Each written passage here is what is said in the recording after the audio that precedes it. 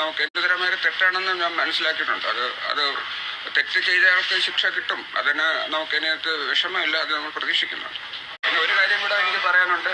ഒരു കാര്യം കൂടെ ചേർക്കുകയാണ്. ഇപ്പോൾ നമ്മൾ മെഡിക്കൽ കോളേജ് സർവീസ് ഞാനില്ലെങ്കിലും ഈ മെഡിക്കൽ കോളേജിനെ ഞാൻ ഇകഴ്ത്തി പറഞ്ഞതല്ല. മെഡിക്കൽ കോളേജിൽ സർവീസുകൾ മോശമാക്കി കാണിച്ചതല്ല.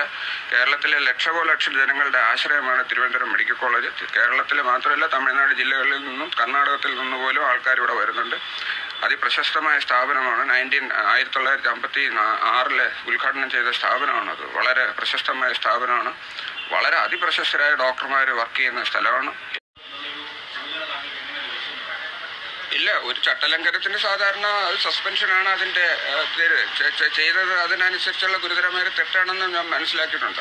അത് തെറ്റ് ചെയ്തയാൾക്ക് ശിക്ഷ കിട്ടും. അതിന് നമുക്കതിനകത്ത് വിഷമമില്ല. അത് നമ്മൾ പ്രതീക്ഷിക്കുന്നുണ്ട്.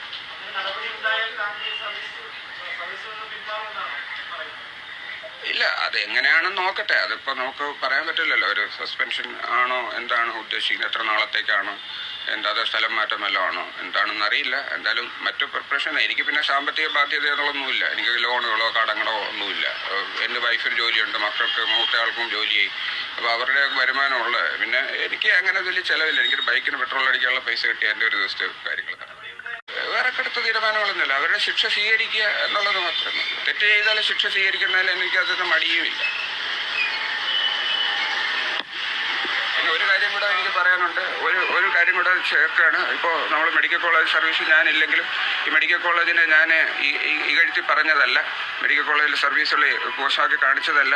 കേരളത്തിലെ ലക്ഷം ജനങ്ങളുടെ ആശ്രയമാണ് തിരുവനന്തപുരം മെഡിക്കൽ കോളേജ്. ഒരുപാട് വിഭാഗത്തിലുള്ള ഡോക്ടർമാരുള്ള നല്ല, ഒരുപക്ഷെ ദേശീയ നിലവാരത്തിൽ തന്നെ വരുന്ന ആശുപത്രിയാണ് തിരുവനന്തപുരം മെഡിക്കൽ കോളേജ്. അപ്പോൾ അതിന് വേണ്ടുന്ന എല്ലാ അടിസ്ഥാന സൗകര്യങ്ങളും ഉണ്ടായിക്കഴിഞ്ഞാൽ ഇപ്പോൾ നമ്മൾ ഡൽഹി എയിംസ് പോലുള്ള എയിംസ് വരണം എന്നൊക്കെ പറയുന്നതിനേക്കാൾ ഉപരി ഈ തിരുവനന്തപുരം മെഡിക്കൽ കോളേജ് ഡെവലപ്പ് ചെയ്തെടുത്തു കഴിഞ്ഞാൽ ഒരുപക്ഷെ ഡൽഹി എയിംസിനേക്കാളും മികച്ച നിലവാരത്തിലേക്ക്